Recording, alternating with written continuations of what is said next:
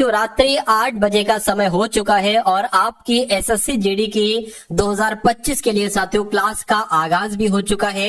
तो मैं कहूंगा अगर आपने अंतिम रूप से ये फैसला कर लिया है कि इस बार आपका सिलेक्शन हो जाए, यानी कि आप बेरोजगार से साथियों रोजगार आपको मिल जाए और एक अच्छी नौकरी आप मिल जाए और आप चाहते हैं कि आप अपना साथियों सेटलमेंट कर ले, यानी कि बेरोजगारी का धब्बा आपके दिल से या मैं कहूंगा साथियों आपके माथे से हट जाए और आप 39,000 में से एक सीट अपनी लेना चाहते हैं, तो आज की इस वीडियो को साथियों शुरू से लेकर अंत तक देखिएगा। मेरा मानना है कि आज की इस वीडियो में साथियों मैक्सिमम क्वेश्चंस ऐसे होंगे जो आपको अपने एग्जाम में साथियों देखने को मिलेंगे। तो सबसे पहले रोज की तरह हिंदी, उसके बाद जीके जीएस करंट अफेयर और उसके बाद रीजनिंग और उसके बाद मैथ। तो साथियों क्लास का आगाज हो चुका है। सभी लोग साथियों अगर क्लास में आपने एंट्री की है तो सभी लोग साथियों देख लीजिए, पहला सवाल आपकी स्क्रीन पर है, आंसर देने की कोशिश कीजिए। कह रहे कि सर से पैर तक इसके लिए एक शब्द बताइए। सर्वांग कहेंगे, मैं कहूंगा नहीं साथियों आपाद मस्तक कहा जाता है, यानी कि सर से पैर तक के लिए एक शब्द क्या होगा, आपाद मस्तक होगा। अगला सवाल आपकी स्क्रीन पर कह रहे कि अपने धन पर इतना अभिमान ठीक नहीं, अनुमान ठीक नहीं, अवमानना ठीक नहीं, या साथियों अपमान ठीक नहीं। तो मैं कहूंगा साथियों यहाँ पर अभिमान होना चाहिए कि अपने धन पर इतना अभिमान ठीक नहीं, ये होना चाहिए। आंसर आपका ऑप्शन नंबर ए हो जाता है। अब अगला सवाल देखिए, अनिश्चित का समानार्थी शब्द मुझे बताइए साथियों क्या हो सकता है। देखिए अनिश्चित का समानार्थी क्या होता है। एक तो साथियों निश्चित हो जाता है इसका विलोम, अगर इसका विलोम पूछा जाता है ना तो आप बता देते साथियों निश्चित हो जाता, लेकिन इसका विलोम की यहाँ पर समानार्थक की बात कर रही है तो संदिग्ध हो जाएगा। आंसर आपका जाएगा ऑप्शन नंबर सी के साथ। अगला सवाल आपके स्क्रीन पर कह रहे कि मुंह पकड़ना, इस मुहावरे का मतलब बता दीजिए क्या हो सकता है। तो भाई सभी का स्वागत है। यहाँ पर अगर बात करें मनोज कुमार, ब्रजेश कुमार, NRY जी के, उसके अलावा साथियों शहनाज नाज है, बॉबी है, अजय है, आलिया है, अंजना है, भूमेश है, मिस्टर तूतू है, पूजा, दीपक, सभी का स्वागत है। ठीक है, चलिए तो अब अगर बात करें अगले नंबर के सवाल की कि अब अगला सवाल आपका क्या है। कह रहे कि मुंह पकड़ना, इसका मतलब क्या होता है। तो मुंह पकड़ने का मतलब होता है किसी को बोलने ना देना, बोलने ना देना, यानी कि राइट आंसर आपका जो जाएगा वो किस ऑप्शन के साथ जाएगा, ऑप्शन नंबर सी के साथ जाएगा। अब उसके बाद देखिए कह रहे कि निम्नलिखित में से मुहावरों और उसका अर्थ साथियों सुमेलित नहीं है, आपको बताना है। यानी कि किसका आपको साथियों यहाँ पर सुमेलित नहीं लग रहा है, मुझे बताइए। 3-13 होने का मतलब तय करना होता है, नहीं मैं कहूंगा नहीं साथियों, तितर बितर हो जाना। क्या साथियों, 3-13 का मतलब होता है तितर बितर हो जाना। ठीक है, तितर बितर हो जाना, ये इसका हम लोग कह सकते हैं। तो ये तो सुमेलित नहीं लग रहा है, तो पहला पढ़ा साथियों, पहला ही आपको सुमेलित नहीं लगा और यही आपका क्या हो जाएगा, यही आपका बिल्कुल करेक्ट आंसर हो जाएगा। अब यहां पर बात करें पाव 12 होने का मतलब क्या होता है कि अत्यधिक लाभ होना, मैं कहूंगा बिल्कुल यहां से एक नंबर बन सकता है, आपसे पूछा जाएगा पाव 12 होने का मतलब क्या होता है, तो अत्यधिक लाभ होना इसका मतलब होता है। नानी मरने का मतलब क्या होता है, होश न रहना, बिल्कुल ये भी सही है। और 3-5 करने का मतलब होता है हुज्जत करना, ये भी बिल्कुल सही है। कौन सा सही नहीं था, ऑप्शन नंबर ए वाला सही नहीं था और यही आपका बिल्कुल करेक्ट आंसर है। अब 4 शब्द आपको यहाँ पर दिए गए हैं, देखा जाए तो ये एक ही शब्द है। आपसे पूछा जा रहा है कि शुद्ध शब्द बताइए कौन सा है, यानी कि अनिर्वचनीय कैसे लिखा जाता है, ये आपसे यहाँ पर पूछा जा रहा है। ऐसे लिखा जाएगा, नहीं ऐसे भी नहीं, ऐसे भी नहीं, जैसे आपका ऑप्शन नंबर ए में लिखा हुआ, यानी कि अनिर्वचनीय शब्द ऐसे लिखा जाएगा, ये आपको मालूम होना चाहिए। अब उसके बाद देखिए अगला सवाल है, कह रहे कि व्याकरण जानने वाला, इसके लिए एक शब्द क्या हो सकता है साथियों, फटाफट आप लोग यहाँ पर बताइए। देखिए यहाँ पर एक शब्द लिखा हुआ है चक्रपाणी, तो जिसके हाथ में चक्र हो, अगर आपसे पूछ लिया जाए कि जिसके हाथ में चक्र होता है, क्या जिसके हाथ में चक्र होता है उसको क्या कहते हैं, उसको साथियों चक्रपाणी कहते हैं। क्या कहते हैं, चक्रपाणी कहते हैं, ये आप लोग ध्यान रखेंगे। अगर यहां पर हम लोग बात करें साथियों, अगर आपसे पूछ लिया जाए कि व्याकरण जानने वाले को क्या कहा जाता है, क्या साथियों व्याकरण जानने वाले को क्या कहा जाता है, तो क्या कहा जाता है, व्याकरण कहा जाता है, ये आप लोग ध्यान रखेंगे। उसके अलावा अगर बात करते हैं व्याकरण जानने वाले को, तो मैं कह सकता हूं ऑप्शन नंबर बी आपका राइट आंसर हो जाएगा। ठीक है ना। और पंडित की जब हम बात करते हैं, मान लीजिए कोई शास्त्र है या कोई विद्या है, उस शास्त्र का उसको अच्छा ठीक ठाक ज्ञान अगर होता है तो उस व्यक्ति को क्या कहा जाता है, पंडित कहा जाता है। यह बात आपको मालूम होना चाहिए। चलिए अब उसके बाद देख लीजिए अगला सवाल है, कह रहे कि कौन सा विलोम युग्म सुमेलित नहीं है, आपको बताना है। साथियों ये वो क्वेश्चन है एकदम टॉप लेवल के जो आपको आपके एग्जाम में देखने को मिलेंगे। यानी कि मैं आपसे वादा करता हूं अगर आप हिंदी के सेक्शन में 20 क्वेश्चन में से 20 क्वेश्चन बिल्कुल सही करना चाहते हैं तो इस क्लास को साथियों डेली आप लोग देखा करिए। अब यहां पर अगर बात करें करके कौन सा विलोम युग्म सुमेलित नहीं, मैं कहूंगा गरल का विलोम। क्या यहां पर साथियों क्या होता है, गरल का विलोम, ठीक है, विरल होता है, ठीक है, या कृपण का विलोम दाता होता है। तो विलोम युग्म सुमेलित नहीं है उसके बारे में आपसे यहां पर पूछा जा रहा है, बताइए। चलिए देखिए, कृपण का विलोम तो दाता होता है, ये तो बिल्कुल सही हो जाएगा। कोप का विलोम कृपा होता है, ये भी बिल्कुल सही हो जाएगा। गंभीर का विलोम अगंभीर भी हम लोग कह सकते हैं। लेकिन गरल की अगर बात करें तो गरल का विलोम यहाँ पर साथियों सही नहीं लग रहा है, विरल, गरल का नहीं लग रहा है, ठीक है ना। तो यहाँ पर साथियों ये नहीं सही लग रहा है, तो मैं कहूंगा यही आपका सुमेलित नहीं होगा। उसके बाद देखिए साथियों, विषय को जानने की बेचैनी, इसके लिए एक शब्द आपसे यहाँ पर पूछा जा रहा है, मुझे बताइए। तो प्रयत्नशील होना इसको नहीं कह सकते, विषय को जानने की बेचैनी को प्रयत्नशील होना थोड़ी ना कहते हैं, अविचल होना भी नहीं कहते हैं, संचिष्ट होना भी नहीं कहते। हाँ, उत्सुक होना, कि भाई विषय को जानने की बेचैनी है तो उसका मतलब उसके अंदर उत्सुकता है। तो कुल मिला के आंसर अगर आप कहे ऑप्शन नंबर डी के साथ तो मैं कहूंगा बिल्कुल करेक्ट है। और कमेंट साथियों मेरी नजर के सामने से बहुत तेजी से गुजर रहे हैं, सभी का लगभग आंसर यहाँ पर बिल्कुल करेक्ट जा रहा है। उसके बाद देखिए सही वर्तनी वाले शब्द का चयन कीजिए। देखिए जब हम एसएससी जीडी की बात करते हैं ना तो बहुत चुनिंदा टॉपिक है, बहुत कम चैप्टर है हिंदी में। मैं कहूंगा कि अगर उन पूरे चैप्टर को अगर आपको तैयार करना है तो ये क्लास आपको डेली देखना है। गिने चुने टॉपिक है, बहुत अधिक हिंदी नहीं है, कठिन हिंदी तो ये समझ लीजिए एसएससी जीडी के एग्जाम में है ही नहीं, ठीक है ना। तो जितनी हिंदी है सब आपको ऐसे पढ़ा दूंगा कि बिल्कुल पानी की तरह साथियों आप बहुत आराम से क्वेश्चंस करेंगे अपने रियल एग्जाम में। अब यहां पर अगर बात करें, देखिए व्यावसायिक की अगर बात करें कैसे लिखा जाता है, ये तो व्यावसायिक ये सही लग रहा है, ये नहीं सही लग रहा है, ये भी नहीं, ये भी नहीं। तो मैं कहूंगा कौन से शब्द की वर्तनी सही है, ऑप्शन नंबर ए वाले की वर्तनी बिल्कुल करेक्ट है। उसके बाद देखिए साथियों अगला सवाल है, कह रहे कि दक्षिण का कोणार्क मंदिर मुगल कला का अद्भुत नमूना है, या वास्तुकला का अद्भुत नमूना है, या पाश्चात्य कला का अद्भुत नमूना है, या हस्तकला का अद्भुत नमूना है। यानी कि खाली जगह में कौन सा शब्द आ जाएगा, फटाफट आप लोग बता दीजिए। तो मैं कहूंगा यहाँ पर वास्तुकला आना चाहिए, क्योंकि दक्षिण का कोणार्क मंदिर ये वास्तुकला का अद्भुत नमूना है। उसके बाद देखिए कमल की, यानी कि अब आपको बताना है कि कमल की दंड, क्या कमल की दंड दिए गए वाक्यांश के लिए एक शब्द आपको बताना है, कमल की दंड के लिए एक शब्द क्या हो सकता है। तो मैं कहूंगा मृणाल आपका राइट आंसर हो जाएगा। यानी कि अगर आपके एग्जाम में ये सवाल आए तो जवाब मैंने आपको बता दिया, फिर मत कहिएगा कि सवाल आया और आपने बताया नहीं। और ये मैं कहूंगा ये सवाल आपके एग्जाम में सातु आएगा। कमल की दंड को क्या कहा जाता है, मृणाल कहा जाता है। क्योंकि कुछ क्वेश्चंस ऐसे आते हैं जिनको बहुत कम बच्चे जानते हैं, अगला देखिए कह रहे कि शून्य का साथियों समानार्थी इसमें से क्या हो सकता है, मुझे बताइए फटाफट साथियों कमेंट करके बताइए। चलिए देखिए जब हम यहाँ पर बात करते हैं वीर की, तो वीर के समानार्थी शब्द कौन कौन से होते हैं। वीर की अगर साथियों हम लोग बात करें, वीर को सहचर कहा जाता है। क्या कहा जाता है, वीर को सहचर कहा जाता है। और वीर की अगर बात करें कहीं ना कहीं साथियों वीर को सहेल भी कहा जाता है। क्या, सहेल भी कहा जाता है साथियों वीर को। पराक्रमी की अगर बात करें तो पराक्रमी की अगर बात करें साथियों यहाँ पर पराक्रमी को भी बहुत सारे नामों से जैसे कि जाना जाता है, जिसके प्रतापी हो गया ऐसे करके ना। तो मैं कहूंगा शून्य का समानार्थी क्या होगा, शून्य का मतलब हम लोग यहाँ ना कहीं साथियों खाली कह सकते हैं, क्योंकि शूर भी नहीं होगा, पराक्रमी भी नहीं होगा, वीर भी नहीं होगा। उसके बाद देखिए सही वर्तनी वाले शब्द का चयन कीजिए। तो कौन सा शब्द आपको बिल्कुल सही लग रहा है। हर्षित कैसे लिखा जाता है, तो मैं कहूंगा हर्षित तो साथियों ऐसे लिखा जाता है, और ऐसे कहां पर लिखा हुआ है, ऑप्शन नंबर बी में लिखा हुआ है। तो इस प्रकार जिनका आंसर यहाँ पर है ऑप्शन नंबर बी तो बिल्कुल करेक्ट है। अगला देखिए अच्छा बुरा सबको एक सा समझना, यह अर्थ किस मुहावरे से प्रकट होता है, बताइए। सबको एक डंडे से हाँकना, सब नौबत होना, सब बाग नजर आना, या सब धन बाई पसेरी होना। तो यहां पर अगर बात करें साथियों देखिए सबको एक डंडे से हाँकना ये होगा, क्या आंसर होगा फटाफट बताइए। चलिए चलिए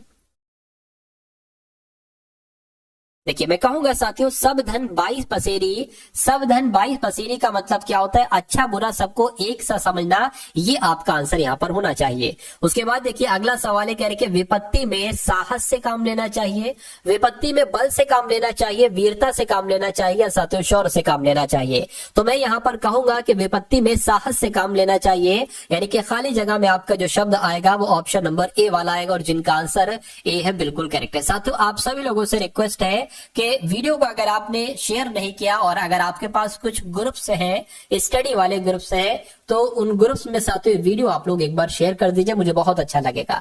उसके बाद देखिए कह रहे कि जिसके समान दूसरा नहीं है, यानी कि अगर ये आपसे पूछा जाए कि जिसके समान दूसरा नहीं है उसको क्या कहा जाएगा। देखिए यहां पर अगर बात करें साथियों, आंसर आपका किस ऑप्शन के साथ जाएगा बताइए। अच्छा एक सवाल आपसे पूछा जाता है कि तारों भरी रात, क्या तारों भरी रात के लिए एक शब्द क्या होता है, तो मैं कहूंगा विभावरी कहते हैं इसको। क्या कहते हैं, विभावरी कहते हैं, यानी कि तारों भरी रात के लिए एक शब्द क्या होगा, तो साथियों विभावरी होता है, आप लोग ध्यान रखेंगे, ठीक है ना। अब यहां पर अगर साथियों बात करते हैं हम लोग के जिसके समान दूसरा नहीं है उसको क्या कहेंगे, उसको अद्वितीय कहा जाता है, जिसके समान दूसरा नहीं होता है। उसके बाद देखिए अगला सवाल है, कह रहे कि इनमें से कौन सा विलोम युग्म सही नहीं है, मुझे बताइए, यानी कि कौन सा विलोम युग्म का जोड़ा आपको सही नहीं लग रहा है, फटाफट साथियों बताइए। देखिए मैं कहूंगा आदि का विलोम तो क्या अंत का विलोम तो आदि होता है, या आदि का विलोम अगर पूछा जाए तो अंत आपको बताना है। अग्ग का विलोम तो विज्ञ होता है, बिल्कुल सही हो जाएगा, ठीक है ना। छत की बात करें तो विक्षत नहीं होता, मैं कहूंगा ये गलत हो जाएगा। क्यों गलत हो जाएगा, क्योंकि छत की अगर बात करते हैं इसका विलोम साथियों होता है पाटन। क्या होता है, पाटन होता है। ये सवाल आपसे पूछा जा सकता है डायरेक्ट कि छत का विलोम क्या हो जाएगा, तो पाटन आपको बताना है। उसके अलावा साथियों अत का विलोम क्या हो जाएगा, इति हो जाएगा। तो मैं कहूंगा यहाँ पर कौन सा आंसर होगा, यानी कि कौन सा विलोम युग्म सही नहीं होगा, ऑप्शन नंबर सी वाला नहीं होगा। और क्यों सही नहीं होगा ये भी मैंने आपको बताया। उसके बाद देखिए राहुल ने अपने प्रिय मित्र को कहानी पुस्तक दिए। अब यहां पर अगर बात करें साथियों, आपको शुद्ध वाक्य इसका बताना है कि शुद्ध वाक्य यहां पर कैसे बनेगा, फटाफट बताइए। चलिए यानी कि अगर हम थोड़ा सा मैं आपको समझाने की कोशिश करूं तो मैं आपको समझाने की कोशिश करता हूं। देखिए यहां से आपको बताना है, यहां से, ठीक है ना। राहुल ने अपने प्रिय मित्र को कहानी की पुस्तक दी, ये होना चाहिए। तो कहानी की पुस्तक, तो कहानी की पुस्तक दी, अच्छा किसी बदलाव की आवश्यकता नहीं। राहुल ने अपने मित्र को कहानी का पुस्तक दिया, ये गलत पुस्तक लिखा हुआ है। या राहुल ने अपने प्रिय मित्र को कहानी की पुस्तकें दिए, ये भी गलत हो जाएगा। मैं कहूंगा ऑप्शन नंबर ए वाला बचा है और यही आपका बिल्कुल करेक्ट आंसर है। तो अब यहाँ पर आप लोग साथियों देखेंगे जीएस के सवाल देखेंगे और करंट अफेयर के बहुत इंपॉर्टेंट क्वेश्चन देखेंगे। चलिए तो पहला सवाल है, कह रहे कि अंतरराष्ट्रीय पुनर्निर्माण एवं विकास बैंक यानी कि international bank for reconstruction and development को सामान्यतः इनमें से किस नाम से जाना जाता है। तो मैं कहूंगा साथियों इसको किस नाम से जाना जाता है, इसको वर्ल्ड बैंक यानी कि विश्व बैंक के नाम से जाना जाता है, ये आपको मालूम होना चाहिए। उसके बाद देखिए कह रहे कि राम खेलिया ये किस राज्य का एक लोक नृत्य है। तो राम खेलिया जो लोक नृत्य है ये कहां पर किया जाता है साथियों, ये बिहार में किया जाता है। कहां पर, तो राम खेलिया बिहार का एक लोक नृत्य हो गया, ये आप लोग ध्यान रखेंगे, ठीक है ना। चलिए उसके बाद देखिए अगला सवाल है आपके स्क्रीन पर, कह रहे कि तमिलनाडु का सबसे लोकप्रिय लोकनृत्य इसमें से कौन सा है। तो यहां पर अगर बात करें यक्षगान, आपको पता होना चाहिए ये कर्नाटक का एक लोकनृत्य। कहां का है, कर्नाटक का है। कथकली जो है साथियों वो केरल का है, तो ये भी आंसर नहीं होगा। कुडियाट्टम की अगर बात करें तो जिसमें आट्टम वगैरह ये सब लग जाए ना, वो केरल का ही साथियों होता है। तो मैं कहूंगा बचा क्या, बचा कारगम, यानी कि तमिलनाडु का ये लोकनृत्य हो जाएगा जिसका नाम है साथियों कारगम। उसके बाद देखिए कह रहे कि बारलो छम का लोकनृत्य, यानी कि ये कहाँ का लोकनृत्य है, बारलो छम जो लोकनृत्य है साथियों, फटाफट मुझे बताइए। देखिए यहां पर अगर साथियों हम लोग बात करते हैं ना सिक्किम की, सिक्किम के एक नृत्य है जो आपसे बहुत पूछा जाता है, आपसे पूछा जाएगा कि छू फाट नृत्य कहां पर किया जाता है, छू फाट नृत्य कहां पर किया जाता है, तो सिक्किम में किया जाता है। अगर आपसे साथियों पूछा जाए कि कुमायूं नृत्य कहां पर किया जाता है, क्या पूछा जाए, अगर आपसे पूछा जाए कि कुमायूं नृत्य कहां पर किया जाता है, तो उत्तराखंड में किया जाता है, ये आप लोग ध्यान रखेंगे। उसके अलावा अगर आपसे पूछा जाए बाउल नृत्य कहां पर किया जाता है, तो बाउल नृत्य पश्चिम बंगाल में किया जाता है। जबकि अगर यहाँ पर हम बात करें कि जो बारलो छम नृत्य है ना, ये अरुणाचल प्रदेश में किया जाता है। कहां पर किया जाता है साथियों, अरुणाचल प्रदेश प्रदेश में बारडोछम नृत्य किया जाता है। अब उसके बाद देख लीजिए नेक्स्ट नंबर का सवाल है, कह रहे कि इनमें से किस संगीत वाद्य यंत्र में कीबोर्ड होता है। क्या यहाँ पर अगर बात करें संतूर में कीबोर्ड होता है, या हारमोनियम में कीबोर्ड होता है, या शहनाई में कीबोर्ड होता है। तो मैं कहूंगा जो हारमोनियम होता है ना, हारमोनियम, इसमें साथियों कीबोर्ड होता है। तो मैं मतलब कीबोर्ड की तरह ही इसमें एक वाद्य यंत्र में एक पार्ट होता है, वो कीबोर्ड की तरह होता है। तो आंसर यहाँ पर जिनका भी ऑप्शन नंबर सी के साथ है, मैं कहूंगा बिल्कुल करेक्ट है। और मैं देख पा रहा हूँ साथियों निशांत जाटका, लव कुशका, मनोज, शिवम, पूजा, अंजना, विश्व तेजस्विनी, रवि गुर्जर, ठीक है। तो सभी का आंसर यहाँ पर बिल्कुल करेक्ट जा रहा है। चलिए तो अब देखते हैं साथियों नेक्स्ट नंबर का सवाल जो है वो आपकी स्क्रीन पर आ चुका है। देखिए और बताइए, कह रहे कि निम्नलिखित में से कौन सा युग्म सही सुमेलित नहीं है कलाकार के लिए वाद्य यंत्र। यानी कि पहले आपके सामने साथियों वाद्य यंत्र है, उसके बाद साथियों कलाकार है। आपको बताने कौन सा सही नहीं है, फटाफट बताइए। चलिए देखिए यहां पर अगर बात करें जो किशन महाराज है ना, ये तो तबला वादक है, ये बिल्कुल सही हो जाएगा।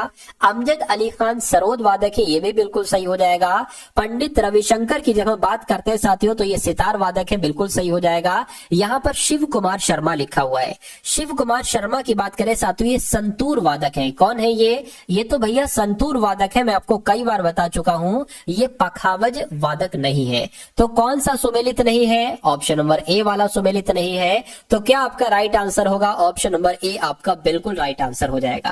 साथियों अपने मित्रों के पास इस वीडियो को तुरंत शेयर कर दीजिए। क्या पता आपके मित्र लोग नहीं जानते हो कि टारगेट सिलेक्शन पे एक ऐसी क्लास चलती है जो क्लास से आपको सिलेक्शन मिलेगा। क्या मिलेगा साथियों? सिलेक्शन मिलेगा। आपको एक अंतिम सीट मिलेगी 39,000 सीटों में से एसएससी जीडी 2025 में। तो आपके जो मित्र लोग हो जो तैयारी कर रहे हो साथियों, उनमें इस वीडियो को आप लोग शेयर कर दीजिए।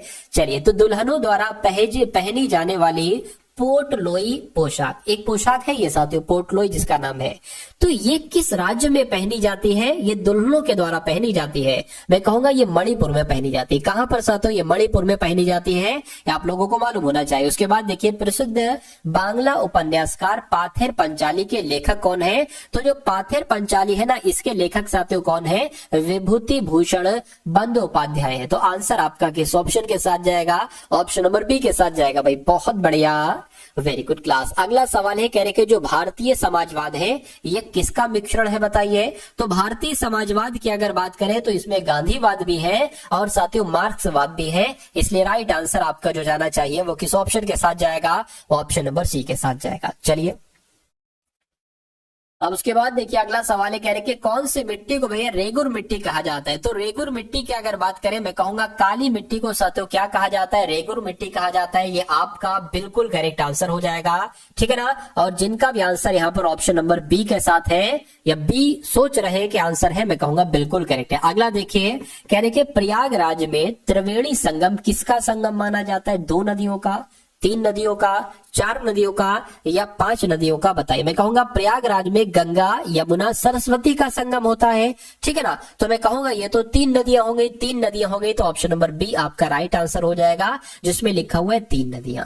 उसके बाद देखिए भारत की संप्रभुता, एकता, अखंडता को बनाए रखना और उसकी सुरक्षा रखना, ये क्या है? क्या ये मौलिक अधिकार है? क्या ये विधिक अधिकार है? क्या ये सेना का कर्तव्य है? ये एक मौलिक कर्तव्य है? बताइए। तो ये मौलिक अधिकार तो नहीं है, लेकिन हाँ मौलिक कर्तव्य है। क्या है साथियों? मौलिक कर्तव्य है। बहुत सारे ऐसे अच्छे काम है जो मौलिक अधिकार नहीं है लेकिन हमारे मौलिक कर्तव्य है। क्या मौलिक कर्तव्य? जो भी एकता है, अखंडता है, संप्रभुता है, उसकी रक्षा करना, उसको बनाए रखना, ये मौलिक कर्तव्य है। उसके बाद देखिए भारतीय संविधान के निम्नलिखित अनुच्छेदों में से किस अनुच्छेद में ये उल्लेख किया गया है कि मुख्यमंत्री राज्यपाल के द्वारा नियुक्त किया जाएगा? यानी कि जो मुख्यमंत्री होंगे ना, मुख्यमंत्री, उनकी नियुक्ति कौन करेंगे? राज्यपाल करेंगे। ये बात कौन से अनुच्छेद में लिखी है? बस इतनी सी बात आपसे पूछी जा रही है। मैं कहूंगा ये बात अनुच्छेद 164 में लिखी हुई है कि मुख्यमंत्री की नियुक्ति राज्यपाल के द्वारा की जाएगी। तो कुल मिला के जिनका आंसर है ऑप्शन नंबर सी, तो बिल्कुल करेक्ट है। अगला सवाल आपकी स्क्रीन पर बताइए,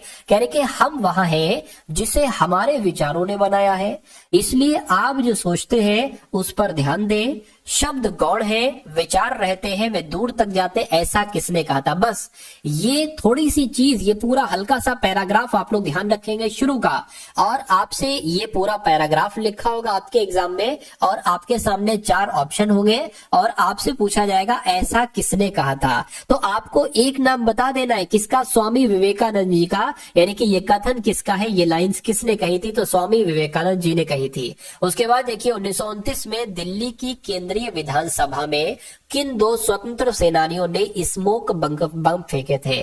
तो साथियों बम फेंके गए थे 1929 में दिल्ली की केंद्रीय विधानसभा में। तो ये साथियों बम जो फेंके गए थे कि किसके द्वारा, एक तो भगत सिंह के द्वारा फेंके थे, भगत सिंह तो सभी ऑप्शन में है, लेकिन भगत सिंह के साथ साथियों कौन थे, बटुकेश्वर दत्त थे।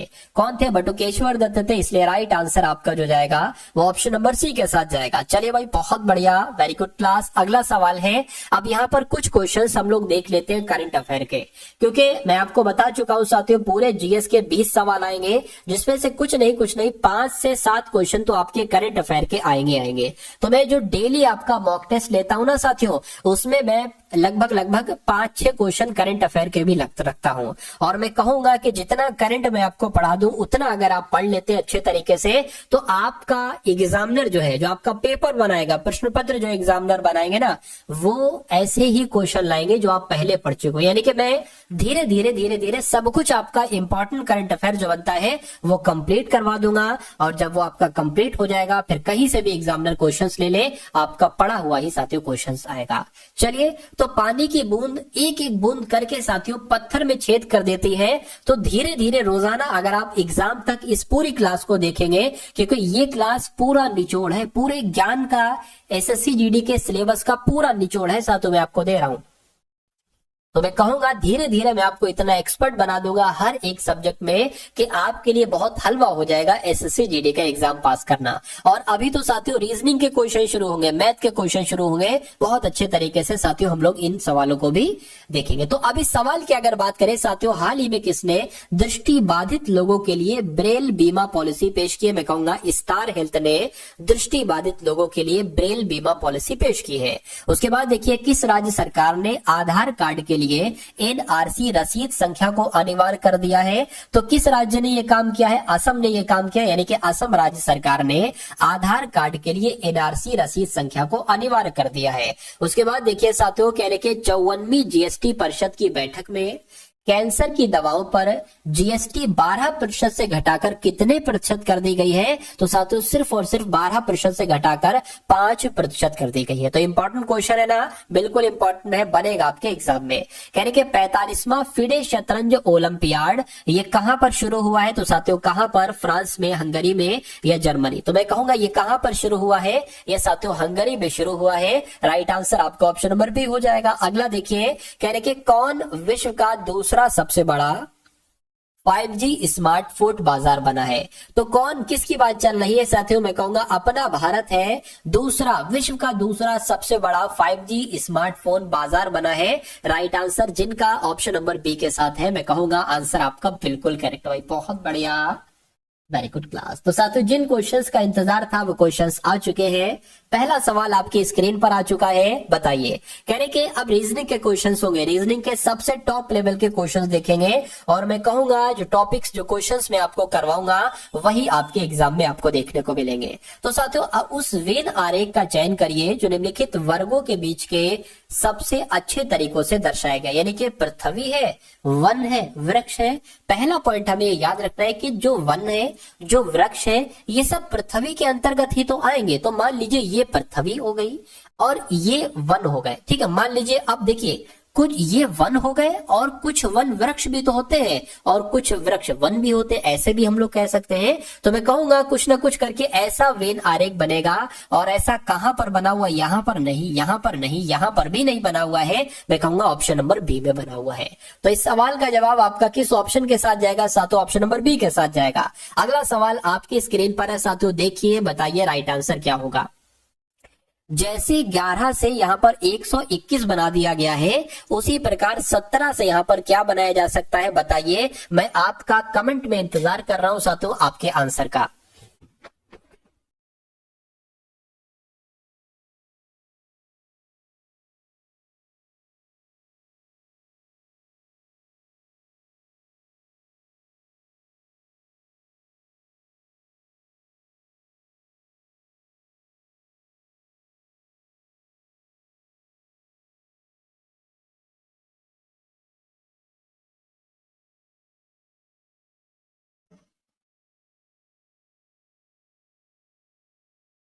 चलिए भाई फटाफट बताइए। देखिए 11 का स्क्वायर ही तो है 121, तो 17 का स्क्वायर क्या होता है साथियों, फटाफट बताइए।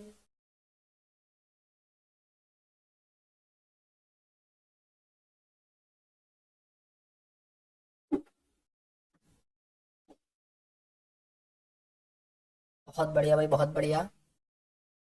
आंसर आना शुरू हो चुके हैं। अनु के आ रहे हैं, चंद्र के, अजय के, जयराम के, अंजना, मनोज, उमेश, शिवम, भूमेश, ब्रजेश, आल्या, स्क्रॉल, लवकुश, पूजा, सुशील, सुमी, ड्रीम्स, अजय। चलिए मनोज, सभी का आंसर यहाँ पर लगभग लगभग बिल्कुल सही है, सभी का आंसर। तो मैं कहूंगा साथियों, जैसे 11 को अगर 2 बार हम गुणा में लिखते हैं तो हमें ये वाला नंबर प्राप्त हो जाएगा 11 के स्क्वायर। उसी प्रकार 17 गुणा 17 साथियों कितना हो जाएगा, 289 होता है। और 289 कौन से ऑप्शन में, ऑप्शन नंबर बी वाले में, जब तक मैंने पानी भी पी लिया था। उसके बाद देखिए अगला सवाल है साथियों आपके स्क्रीन पर। इस सवाल को देखिए और फटाफट बताइए कि इस सवाल का जवाब आपका क्या होगा। कहा जा रहा है साथियों यहाँ पर आपसे कि एक निश्चित कोड भाषा में SLAM को 5 7 3 6 3 3 9 लिखा जाता है, तो TOY को क्या लिखा जाए। अच्छा, TOY को भी बता दिया गया है कि TOY को 60457 लिखा गया है। तो आपको बताना है कि CLEAR को क्या लिखा गया है। अब आपको यहाँ पर लॉजिक पहचानना है कि भैया ये SL से कैसे ये बन गया है, मतलब S। अच्छा एक काम करते हैं साथियों, यहाँ पर थोड़ा सा ध्यान अगर हम लोग लगाने की कोशिश करें। देखिए एस जो होता है ना साथ, ये 19 पर होता है, L 12 पर होता है, A 1 पर होता है साथियों, और M 13 पर होता है। ये 19 से 5 7 3 ऐसे करके हो गया है। अच्छा यहाँ पर एक चीज देखें साथियों, देखिए ये 13 है ना, 13 तो इसको हम 39 मान सकते हैं, यानी कि 13 का 3 गुना होता है 39। और ये 19 है ना, 19 का 3 गुना होता है 57। और ये 12 है, 12 का 3 गुना होता है 36। तो ऐसा तो नहीं भाई कि ये देखिए 20 होता है, 20 का 3 गुना 60 आना चाहिए, 60 आ गया। सही, समझ में आ गया हमें लॉजिक के आखिर लॉजिक क्या लगा है। तो ये 3 पर आता है, देखिए 3, ये 12, ये E 5 पर आ गया, A 1 पर आ गया, R 18 पर आ गया। 3 का 3 गुना 9 हो जाएगा, 9 साथियों इसमें है। 18 की अगर बात करें, 18 तिया कितने होते हैं, मैं कहूंगा 54 होते हैं। 54 यहाँ नहीं है, यहाँ नहीं है, यहाँ पर है। तो आंसर आपका ऑप्शन नंबर सी के साथ जाएगा। ऐसे आपको सवाल को करना है। उसके बाद देखिए अगला सवाल है, कहने के साथियों दिए गए पैटर्न का ध्यान पूर्वक अध्ययन करें और उस अक्षर का चयन करें जो इसमें प्रश्न चिन्ह के स्थान पर है। यानी कि यहां पर अगर साथियों हम लोग बात करते हैं ना, इसकी अगर साथियों हम लोग यहां पर बात करें, जैसे कि साथियों DLNG है, उसी प्रकार PXSZ है, HPKR है, और T यहां पर आपको बताना है साथियों कि आखिर यहां पर क्या आएगा, और WD है।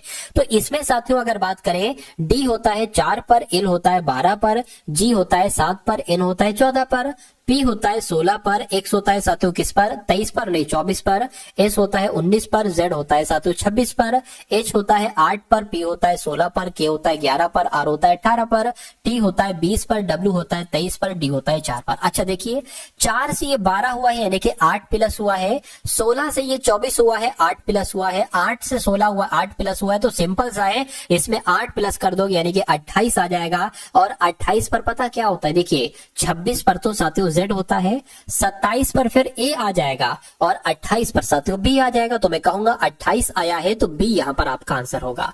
बाकी इसको तो हमने चेक ही नहीं किया साथियों कि यहां पर आखिर क्या आ रहा था, हमें वहीं से आंसर मिल गया। चलिए भाई अब अगला सवाल देखिए आपके स्क्रीन पर है, इसमें आखिर क्या लॉजिक लगा है थोड़ा सा पहचानने की कोशिश करिए। कहने के CALM को DCO लिखा जाता है, ठीक है। उसके बाद कह रहे तो आपको बताना है कि उसी कूट भाषा में COOK को क्या लिखा जा सकता है, बताइए।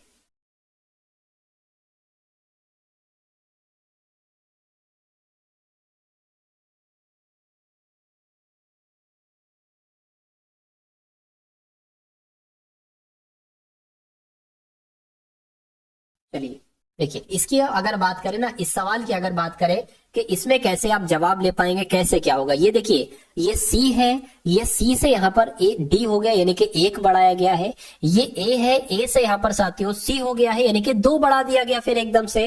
अरे भाई A B C, उसके बाद L 12 पर होता है, O 15 पर होता है, फिर अब 3 बढ़ा दिया गया यहाँ पर, M 13 पर होता है, Q 17 पर होता है यानी कि 4 बढ़ा दिया गया है। तो इसमें भी वही लॉजिक हमें निकालना है। C में 1 जोड़ेंगे तो D आ जाएगा, O में साथियों अब हमें 2 जोड़ना है तो कितना Q आ जाएगा, यानी कि डी क्यू यहाँ पर है और कहीं पर ही तो नहीं है साथियों डी क्यू, तो यही आपका आंसर हो जाएगा। बाकी ओ 15 पर होता है, 3 जोड़ेंगे 18 हो जाएगा यानी कि आर आएगा, और के 11 पर होता है, 4 जोड़ेंगे 15 यानी कि ओ आएगा। तो कुल मिला के आपका और हमारा आंसर जो है वो ऑप्शन नंबर साथियों बी के साथ है। चलिए अब उसके बाद देखिए अगला सवाल है, कह रहे कि 1 है, 2 है, फिर 9 आ गया, फिर साथियों 64 आ गया। तो आपको बताने के उसके बाद यहाँ पर कौन सा नंबर आएगा, फटाफट आप लोग यहाँ पर मुझे बता दीजिए।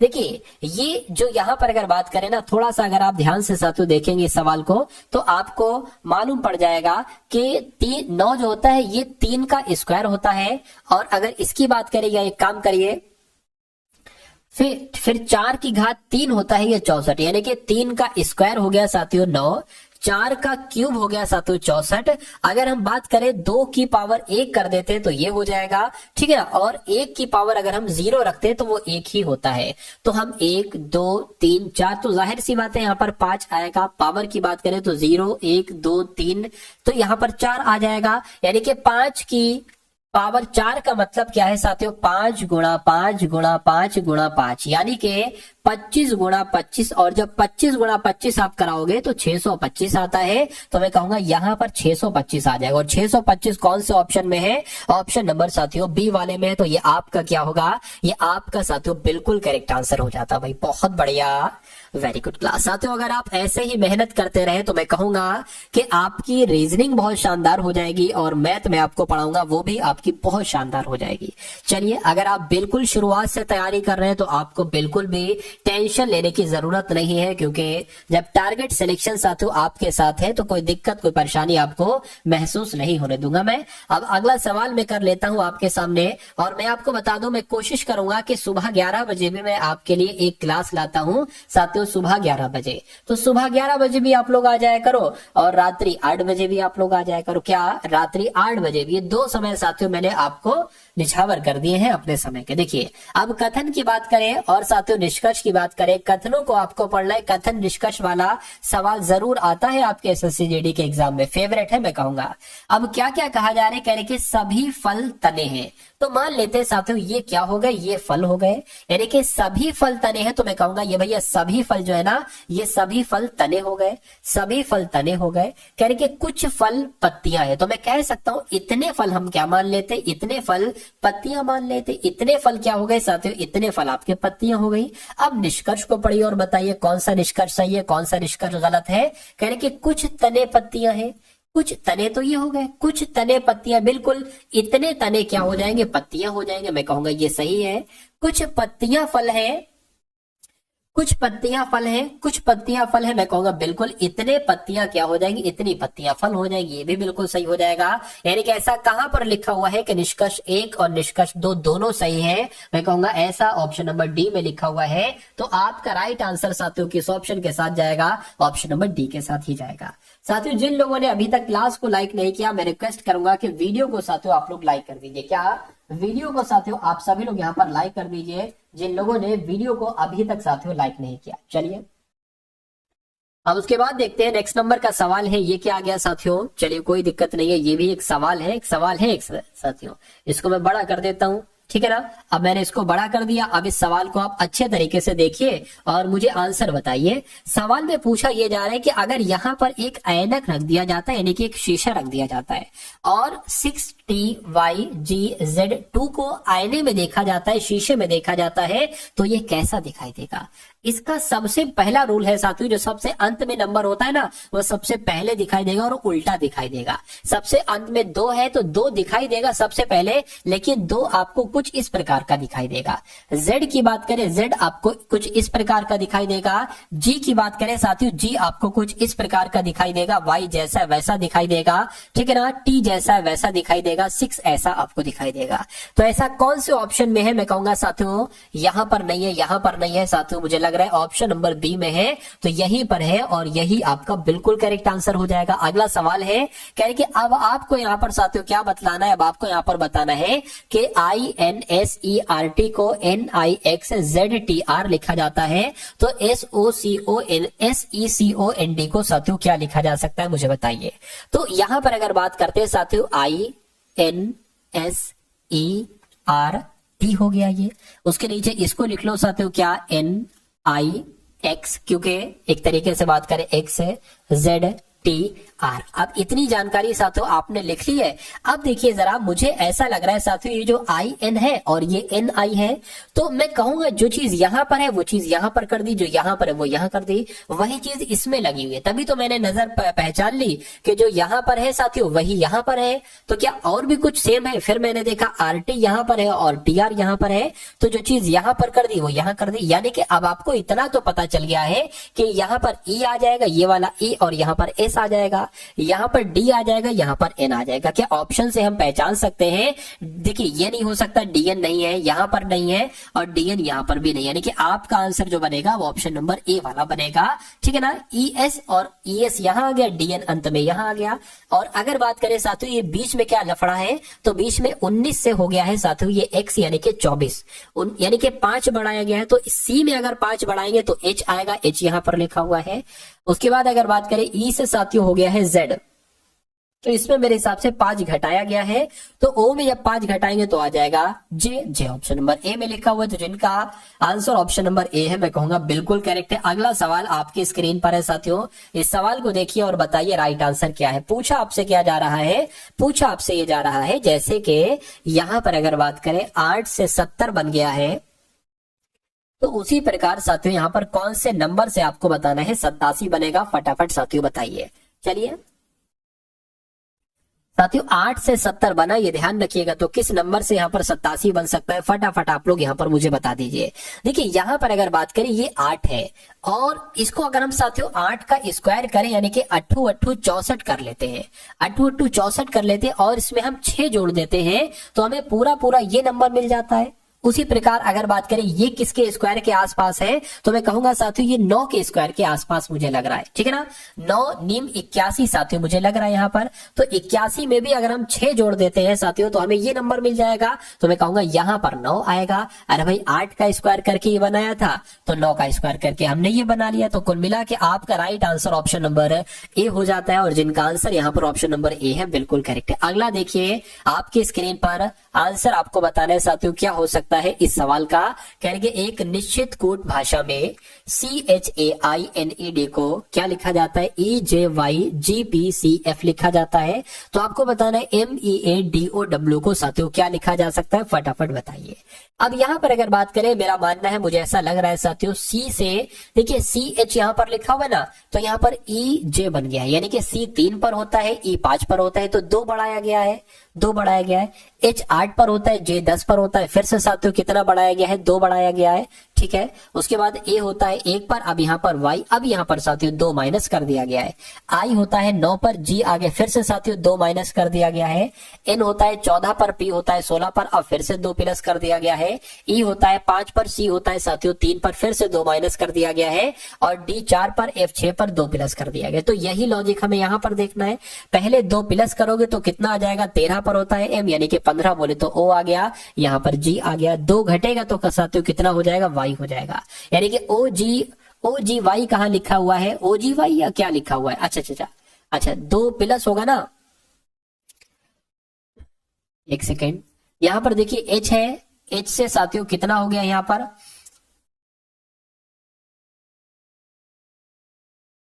अच्छा समझ गया। अब यहाँ पर एक चीज है साथियों, ये जो लॉजिक यहाँ पर लगा हुआ है ना, देखिए मैं आपको समझा देता हूँ इसमें है क्या, क्यों नहीं यहाँ पर C आया है, G क्यों नहीं आया है। यहाँ पर लिखा हुआ है कि एक निश्चित कोड भाषा में इसको इसके रूप में बदलो, लेकिन यहाँ पर लिखा हुआ है उसी कोड भाषा में इसको किस रूप में बदला जाएगा। यानी कि अब ये लफड़ा जो है ना ये यहां से शुरू होगा, यानी कि इसमें पहले 2 जुड़ेगा फिर 2 घटेगा, तो इसमें 2 जब जोड़ेंगे तो साथियों O आ जाएगा, लेकिन अब इसमें से 2 घटाएंगे तो साथियों C आ जाएगा। OC यहाँ पर है, OC यहाँ पर है, ठीक है ना। अब इसमें फिर साथियों 2 एक तरीके से क्या करेंगे, 2 अब हम एक तरीके से यहाँ पर साथियों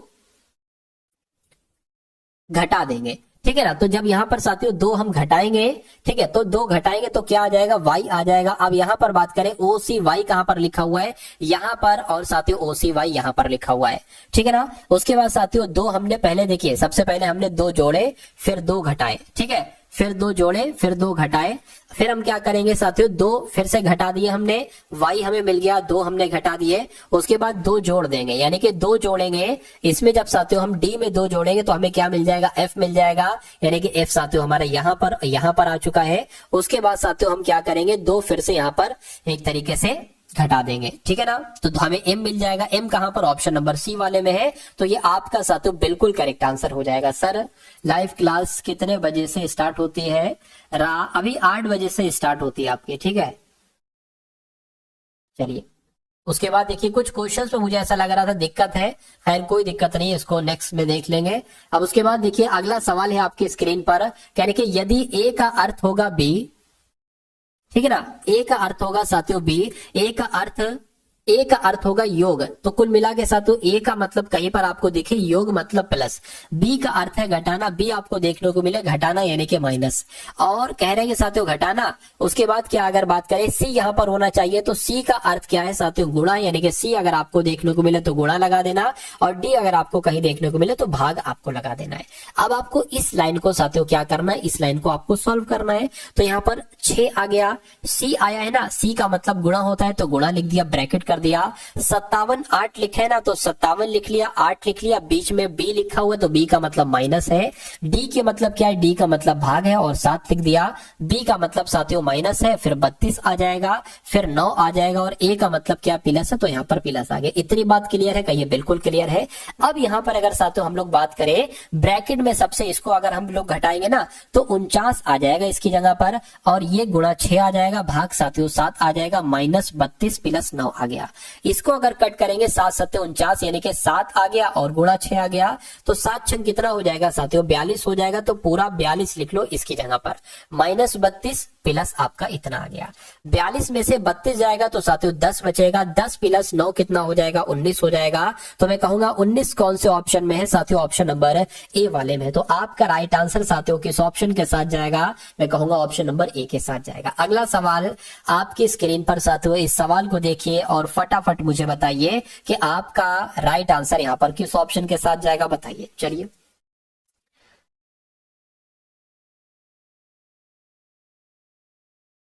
चलिए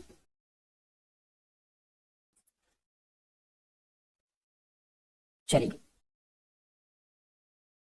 अब देखिए यहां पर अगर बात करें साथियों, ये भी सवाल बहुत अच्छे लेवल का है और ऐसा सवाल आपके एग्जाम में साथियों आता ही आता है। यहां पर बात करें साथियों, क्या क्या जो जो आपसे कहा जा रहा है वो हम करते जाएंगे, बाकी हमें और कोई नॉलेज नहीं है, ठीक है। कहने के PQRSTU एक बेंच पर बैठे हुए हैं, यानी कि एक मान लीजिए ये बेंच ये है और 1 2 3 4 5 6 लोग हैं, तो 1 2 3 4 5 6 लोग ये हो गए। कह रहे कि क्यू दाएं किनारे पर बैठा है, यानी कि क्यू इस किनारे पर, दाएं किनारा ये तो है ना, क्यू यहां पर बैठा हुआ है। यानी कि एस के दाईं ओर बगल में, ठीक है, एस के दाईं ओर बगल में बैठा है आर, तो एस को अगर हम मान लीजिए यहां पर बना दे, क्या इसको अगर हम साथियों यहां पर बैठा दें तो एस के दाईं ओर कौन बैठा है, आर बैठा है, तो मैं कहूंगा साथियों आर यहां पर आ जाएगा, बिल्कुल आ जाएगा। यानी कि टी के बाईं ओर बगल में कौन बैठा है, ठीक है ना। अगर ये एक काम करिए पहले इसको बैठा लिए, क्योंकि या कोई दिक्कत नहीं, इसको बैठा सकते हैं। यानी कि टी के बाईं ओर बगल में बैठा है यू, तो अभी हमें नहीं पता है टी कहां पर है, ठीक है। उसके बाद लिखा हुआ है क्यू के बाईं ओर बगल में बैठा है टी, ठीक है, इसको स्किप करो क्योंकि अभी हम नहीं पता लगा पा रहे कहां पर बैठना है।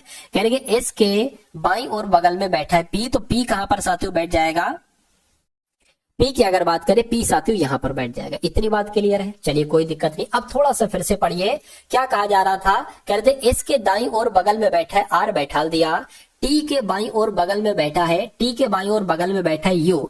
अगर हम साथियों यहां पर टी को यहां पर बैठा लें, ठीक, और यू को यहां पर बैठाना पड़ेगा, तभी तो कह रहे कि टी के बाईं ओर बगल में बैठा है यू, ठीक है, और क्यू के बाईं ओर बगल में बैठा है टी, क्यू के बाईं ओर बगल में बैठा है साथियों टी। यानी कि क्यू का अगर हम क्यू को यहां पर बैठा लेंगे तभी तो क्यू के बाईं ओर बगल में टी को बैठा पाएंगे, ठीक है।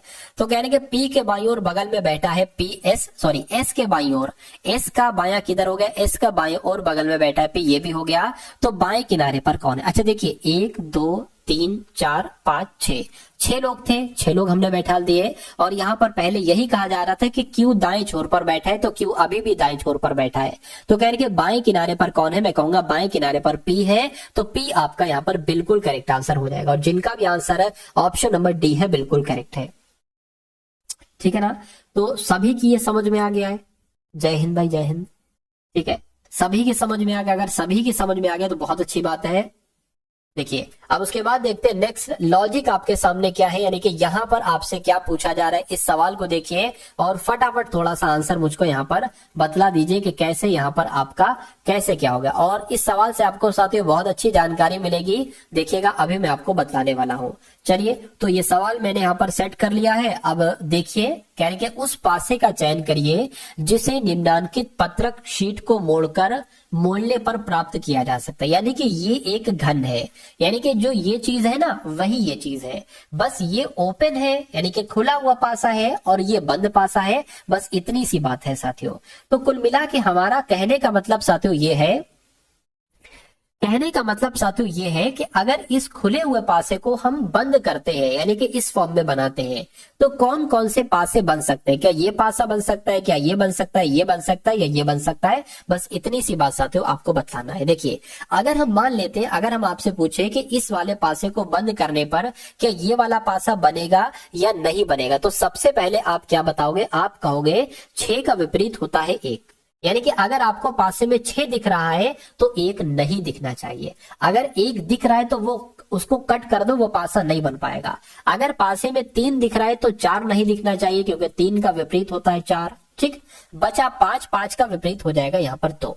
अब देखिए 1 का विपरीत क्या है, 1 का विपरीत है साथियों, 1 का विपरीत क्या है, ये इधर का हो गया। हाँ, 1 का विपरीत 6 है तो 1 का विपरीत 6 नहीं दिख रहा है, कोई दिक्कत, सही है। 2 का विपरीत क्या है, 5 है, 5 नहीं दिख रहा है, ठीक है। 4 का विपरीत 3 है, 3 नहीं दिख रहा है, यानी कि ये वाला पासा बन सकता है इसको मोड़कर। अब इसकी बारी है, कह के 4 लिखा हुआ है, 4 का विपरीत 3 है, नहीं दिखना चाहिए, लेकिन 4 का विपरीत 3 दिख गया तो ये वाला पासा नहीं बन सकता है। इसकी बात करेंगे। 2 का विपरीत क्या है, 5 है, नहीं दिख रहा है, ठीक है। उसके बाद साथियों 1 का विपरीत 6 है तो 6 नहीं दिख रहा है। 3 का विपरीत साथियों 4 है, नहीं दिख रहा है, यानी कि ये वाला पासा भी बन जाएगा। और यहां पर अगर साथियों बात करते हैं 1 का विपरीत 6 है, नहीं दिखना चाहिए, 1 का विपरीत 6 दिख रहा है तो ये वाला पासा भी नहीं बन सकता। मैं कहूंगा ए वाला पासा बन सकता है और सी वाला पासा बन सकता है। ऐसा कहां पर लिखा हुआ है साथियों, ऑप्शन नंबर बी में लिखा हुआ है, ठीक है ना।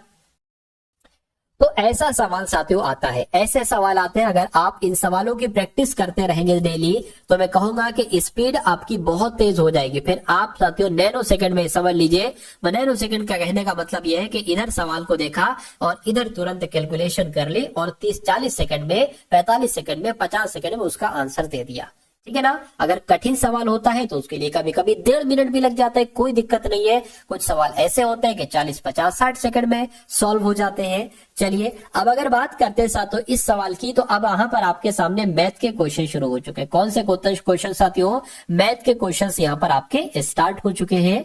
अब इस सवाल की बात करें, कह रहे कि 15 मापों के माध्य की गणना करने पर 50 सेंटीमीटर मान प्राप्त हुआ, लेकिन ये पाया गया कि एक माप को 61 सेंटीमीटर के बजाय 46 सेंटीमीटर दर्ज कर लिया गया। तो सही माध्य आपको बताने साथियों क्या होगा। चलिए देखिए यहां पर अगर साथियों हम लोग बात करें, कह रहे कि 15 मापों का माध्य कितना है, 15 मापों का यहाँ पर जो माध्य बताया गया है वो 50 बताया गया है। अगर मैं आपसे पूछूं कि 15 मापों का कुल मिला के योगफल कितना हो जाएगा, तो 15 की गुणा हमें 50 से करना पड़ेगी। 15 पंजे 75 हो गया और 1 लग गया, यानी कि 15 मापों का कुल योग कितना है साथियों, 750 है। अब उसके बाद यहाँ पर कहा यह गया है कि यह पाया गया है बाद में, लेकिन यह पाया गया है कि 61 सेंटीमीटर के बजाय 61 सेंटीमीटर के बजाय 46 सेंटीमीटर दर्ज किया गया। यानी कि इसमें जोड़ना था 61 सेंटीमीटर, 46 सेंटीमीटर गलती से जोड़ दिया, यानी कि कितना कम जोड़ दिया ये हम आपको बता देते। इसको घटा लो साथियों, ठीक, 11 में से 6 जाएगा, 5 जाएगा, ठीक है ना। और यहाँ पर 1, यानी कि 15 इसमें कम जोड़ दिया। 61 जोड़ना था लेकिन 46 जोड़ दिया गया, 15 इसमें कम जोड़ दिया गया, तो आप इसमें 15 जोड़ दीजिए।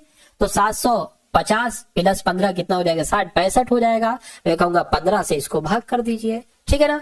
15 पंजे 75 हो जाएगा, एक बचेगा, फिर 15 हो गया 15, ठीक है, 15 पंजे 75 हो गया, और ये 15 एकम 15 हो गया, तो 91 इसका सही माध्य निकला। पूछा गया था सही माध्य क्या होगा, तो 91 सेंटीमीटर इसका सही माध्य होगा। तो इस प्रकार जिनका आंसर ऑप्शन नंबर ए के साथ है बिल्कुल करेक्ट है। चलिए,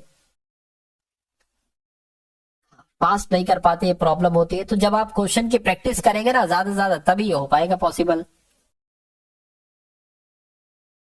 मेरा तो नंबर आ रहा भी यूपी में, अच्छी बात है भाई। चलिए, अब इस सवाल को साथियों देख लेते हैं कि आखिर इस सवाल का जवाब कैसे क्या हो पाएगा। आपसे कहा जा रहा है यहाँ पर, यदि संख्याएं हैं 5 है, 7 है, 9 है, 12 है, 13 है, और टी भी एक संख्या है, और कहने के 20 है, कहने के इनका औसत है, ठीक है ना, इनका औसत ये ऐसे करना चाहिए, टी है, ठीक है, इनका औसत टी है, इनका औसत में लिख देता हूं, क्वेश्चन थोड़ा सा अधूरा है। इनका औसत टी है, इनका औसत टी है, तो टी का मान क्या है, यानी कि आपसे कुल मिला के साथियों टी का मान आपसे पूछा जा रहा है। तो मैं कहूंगा अगर देखिए 5 plus 7 plus 9 plus 12 plus 13 plus T plus 20, एक कितने संख्या है साथियों, 1 2 3 4 5 6 7, यानी कि 7 है। तो जब आप इनको जोड़ोगे तो कितना साथियों बन जाएगा, और कहा गया है साथियों इनका जो माध्य औसत है ना वो टी है, यानी कि टी यहाँ पर आ जाएगा, ठीक है ना। तो ये 7 की गुणा टी से होगी, तो साथियों 7 टी बन जाएगा, बराबर करके इन सबको जोड़ दो, तो 20 13 कितना हो जाएगा, 30 और 33, 33 और 12 कितना हो जाएगा, 35, 45, 45 कितना हो जाएगा साथियों, 55, यानी कि 55 बोले तो एक कम कर दो साथियों, 54 हो गया, 54 और 12 कितना हो गया, 54 12 साथियों जोड़ लीजिए, 6 आ गया, 6 यानी कि 66 हो गया। तो मैं कहूंगा 66 प्लस टी यहां पर आ गया। अब अगर बात करें ये टी इधर है ना, ये टी उधर चला जाएगा माइनस का, यानी कि 7 टी में से एक टी माइनस हो जाएगा और इधर 66 आ जाएगा, ये 6 टी बच जाएगा, 6 टी बराबर 66 आ गया। तो ये 66 से जब भाग होगा तो मैं कहूंगा टी का मान साथियों 11 आएगा। तो टी का मान कितना होगा, मैं कहूंगा टी का मान साथियों 11 होगा। तो जिनका भी आंसर है, जो लोग भी यहाँ पर ऑप्शन नंबर ए के साथ है बिल्कुल करेक्ट है। अब उसके बाद देखिए अगला सवाल है साथियों आपकी स्क्रीन पर, देखिए सवाल को और बताइए राइट आंसर क्या होगा।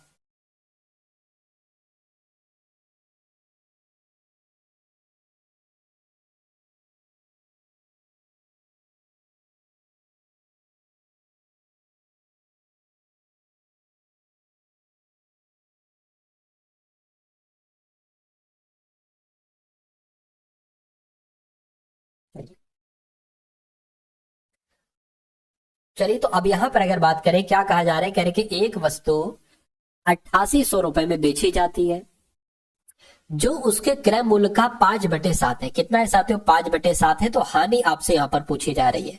अगर हम साथियों मान लेते हैं क्रय मूल्य कितना है, क्रय मूल्य x है, क्रय मूल्य कितना है, ये तो साथियों कितना है, ये तो आपका एक तरीके से विक्रय मूल्य 88 जो है ना, ये विक्रय मूल्य। मान लीजिए साथियों कि अगर यहाँ पर हम लोग बात करते हैं कि क्रय मूल्य आपका कितना है, क्रय मूल्य मान लीजिए साथियों x है, तो कह रहे हैं कि साथियों जो 8800 रुपए में बेची जाती है, ठीक है, बेची गई, जो उसके क्रय मूल्य का, यानी कि 8800 रुपए में जो बेची जाती है, ये उसके क्रय मूल्य का यानी कि x का 5/7 है। इतनी बात क्लियर है, बिल्कुल क्लियर है। अब देखिए अब की तो बराबर है, क्रॉस मल्टीप्लाई, यानी कि 7 की गुणा इससे हो जाएगी, 8800 गुणा 7 आ गया, और ये 5 यहां पर आ जाएगा, और बराबर ये x हो जाएगा। x क्या है साथियों, क्रय मूल्य है, यानी कि इसको कैलकुलेट करोगे तो आपको क्रय मूल्य आपको मिल जाएगा। फिर आपके पास विक्रय मूल्य भी है और क्रय मूल्य भी है, और हानि आप बहुत आराम से निकाल लेंगे। इसको कट कर लो, 5 एकम 5 हो गया, 3 जाएगा 38 हो जाएगा, 5 सत्ते 35, 3 जाएगा 30 हो जाएगा, 5 छंग 30, 0 लग गया। यानी कि 176 की गुणा साथियों 7 से करा लीजिए,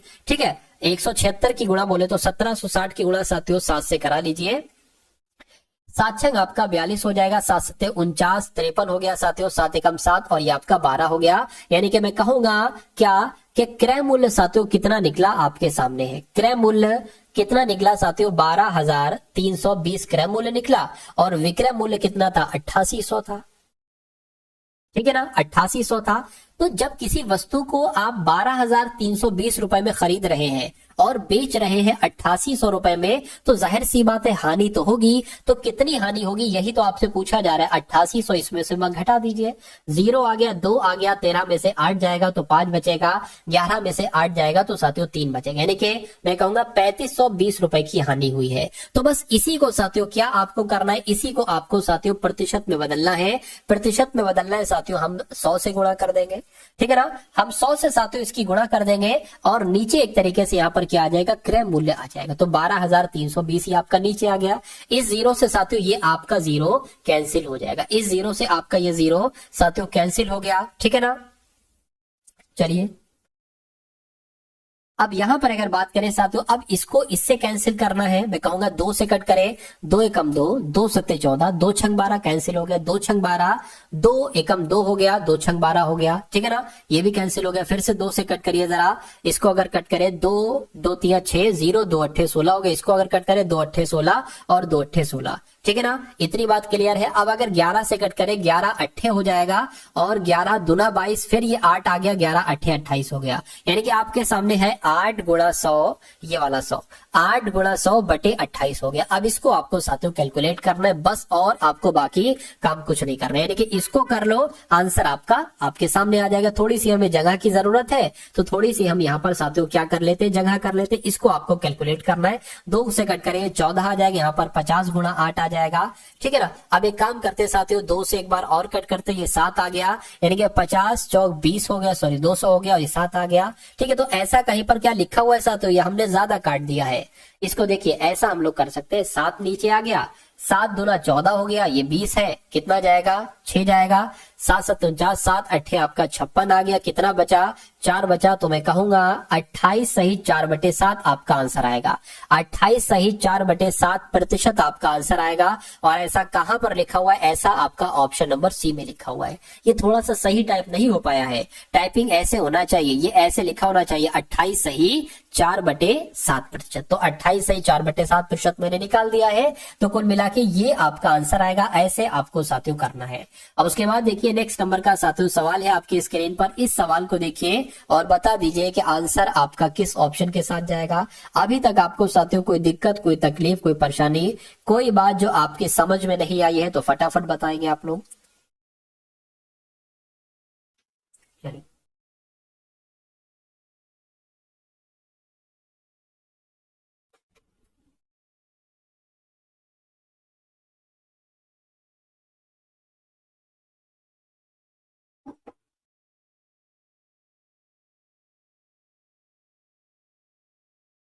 देखिए, अब उसके बाद देखते हैं क्या अगला सवाल है साथियों। यहां पर अगर बात करें हम लोग, कहा जा रहा है कि 8 मीटर और 14 मीटर लंबी 2 रस्सियां समान लंबाई के टुकड़ों में काटी जाती है। यानी कि एक रस्सी है जिसकी लंबाई 8 मीटर है और एक रस्सी है साथियों जिसकी लंबाई कितनी है, 14 मीटर लंबी है रस्सी है। यानी कि लंबाई के टुकड़ों को काटा जाती है, रस्सियां समान लंबाई के टुकड़ों में काटी जाती है, ठीक है, कोई दिक्कत नहीं है। यानी कि प्रत्येक टुकड़े की अधिकतम संभव लंबाई कितनी हो सकती है। कभी भी अगर ऐसा सवाल आ जाए क्या कि भैया इतने मीटर की 2 ये चीज है, ठीक है, और इनको प्रत्येक टुकड़े का अधिकतम अधिकतम आ जाए तो एचसीएफ ज्ञात करना होता है, न्यूनतम आ जाए तो एलसीएम ज्ञात करना होता है। किसका, इन 2 संख्याओं का। अधिकतम आया है तो हमें साथियों 8 का और 14 का एचसीएफ ज्ञात करना होगा। अधिकतम पूछा है एचसीएम, ठीक है ना, एचसीएफ एलसीएम और एचसीएफ, ठीक है ना। चलिए यानी कि मासा जिसको हम लोग कह सकते हैं। चलिए तो कैसे साथियों क्या करें, 8 और 14 इसको साथियों 2 से कट करते हैं, 2 चौक 8 हो गया, कितना हो गया साथियों 2 चौक 8 हो गया और 2 सत्ते 14 हो गया। अब अगर अगला कट करेंगे तो ये तो 4 से कट होगा लेकिन ये 7 से कट होगा, इसलिए हम यहीं पर स्टॉप लगा देंगे क्योंकि ये एलसीएम नहीं ज्ञात करेंगे, एचसीएफ ज्ञात कर रहे हैं। तो इसका साथियों एचसीएफ कितना निकला, मैं कहूंगा 2 निकला और 2 ही आपका बिल्कुल करेक्ट आंसर हो जाएगा। तो अगर ऐसा सवाल आता है तो ऐसे ही आपको आंसर बताना होगा।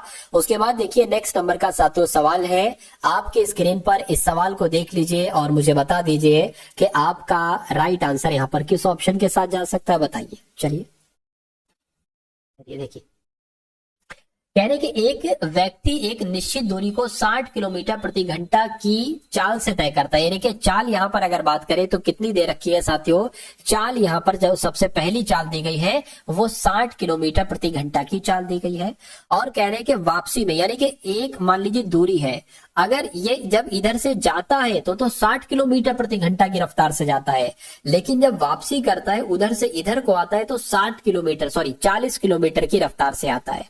यानी कि जाता तो 60 की स्पीड से है, आता है 40 किलोमीटर प्रति घंटा की स्पीड से। तो कहने के पूरी यात्रा के लिए उसकी औसत चाल कितनी होगी। देखिए औसत चाल का एक सूत्र होता है, मैं आपको बता देता हूं। औसत चाल का एक सूत्र होता है, मैं आपको बता देता हूं साथियों, 2x और y बटे x प्लस वाई।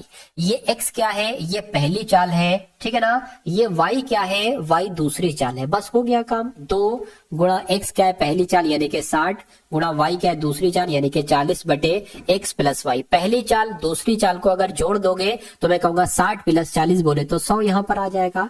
इस जीरो से ये जीरो, इस जीरो से ये जीरो कैंसिल हो जाएगा। 4 छंग 24, 24 दूना 48, यानी कि मैं कहूंगा 48 किलोमीटर प्रति घंटा ये औसत चाल आ जाएगी। और यही आपसे पूछा गया था और यही आपका बिल्कुल करेक्ट आंसर हो जाता है भाई। बहुत बढ़िया, वेरी गुड क्लास। अगला सवाल है आपकी स्क्रीन पर और आज की इस वीडियो का ये अंतिम क्वेश्चन है साथियों, अंतिम क्वेश्चन है ये आज की इस वीडियो का। चलिए तो इस सवाल की अगर यहां पर हम लोग बात करते हैं, कह रहे कि 15% वार्षिक ब्याज दर पर 2 वर्ष के लिए निवेश की गई धनराशि के साधारण ब्याज और चक्रवर्ती ब्याज को वार्षिक रूप से चक्रवर्ती किया जाता है। ठीक है, ये तो ब्रैकेट में चीज लिखी हुई है। कह रहे कि चक्रवर्ती ब्याज और साधारण ब्याज और चक्रवर्ती ब्याज के बीच अंतर 225 है, तो वो धनराशि कितनी है। देखिए अगर कभी भी आपको सवाल में एक ये लाइन देखने को मिले क्या कि साधारण ब्याज और चक्रवृद्धि के बीच का अंतर आपको सवाल में दे रखा हो, तो एक सूत्र मैं आपको बता रहा हूं, वो सूत्र आप फॉलो कर लेंगे, बस आपका काम हो जाएगा। यानी कि D बराबर P ब्रैकेट में R बटे 100 का स्क्वायर। अगर ये आपको दे रखा होगा कि भैया साधारण ब्याज और चक्रवृद्धि ब्याज के बीच का अंतर ये है, अंतर का मतलब होता है डिफरेंस, और डिफरेंस को हम डिनोट करते हैं डी से। तो डी की जगह पर क्या आ जाएगा साथियों, 225 आ जाएगा। पी का मतलब मूलधन, मूलधन बोले तो धनराशि, धनराशि आपसे पूछी जा रही है, यानी कि पी का मान आपको बताना है। आर का मतलब दर, जो कि 15% दे रखी है, 15% हो गई। और ये सूत्र जो लगेगा वो 2 वर्षों के लिए लगेगा। यानी कि अगर ऐसा लिखा होगा कि 2 वर्षों के लिए साधारण ब्याज और चक्रवृद्धि ब्याज के बीच का अंतर ये है, तो साथियों बटे में क्या आ जाएगा, 100 आ जाएगा और ये स्क्वायर हो जाएगा। यहाँ पर इतनी बात क्लियर है, ये बिल्कुल क्लियर है। उसके बाद आपने लिखा 225 बराबर पे। अब यहाँ पर अगर बात करें 15 का स्क्वायर, 100 का स्क्वायर, 15 का स्क्वायर 225 हो जाएगा, 100 का स्क्वायर साथियों कितना हो जाएगा, 10,000 हो जाएगा। बस इतना हो गया आपका, इतना हो गया ना, ठीक है। अब इतना हो गया तो इसको साथियों कैसे अगर कैलकुलेट करें, यहाँ पर अगर बात करें थोड़ा सा आपको देखना होगा। चलिए कोई दिक्कत नहीं। अब देखिए यहां पर अगर बात करें, आपके सामने साथियों क्या आ गया है, आपके सामने 225 बराबर P गुणा 225 बटे 10,000 आ चुका है, 10,000 आ चुका है। अब इसकी गुणा हो जाएगी इससे, यानी कि 225 गुणा ये हो गया, क्योंकि बराबर लगा ना तो क्रॉस मल्टीप्लाई होगी, और ये आ जाएगा इसके भाग में, ये आ गया 225 यहाँ पर, बराबर आपका आ गया यहाँ पर P। अब इससे ये कैंसिल हो गए, 225 से 225, यानी कि P बराबर कितना निकला साथियों, 10,000 निकला। यानी कि मैं कहूंगा धनराशि कितनी हो गई, धनराशि आपको 10,000 मिल गई है। तो 10,000 कहां पर लिखा हुआ है, ऑप्शन नंबर ए में लिखा हुआ है। तो मैं कहूंगा ये आपका साथियों बिल्कुल करेक्ट आंसर हो जाएगा। तो जिनका आंसर यहाँ पर ऑप्शन नंबर ए के साथ है, बिल्कुल करेक्ट आंसर है भाई। बहुत बढ़िया, वेरी गुड क्लास। तो कैसी लगी साथियों आपको ये क्लास, एक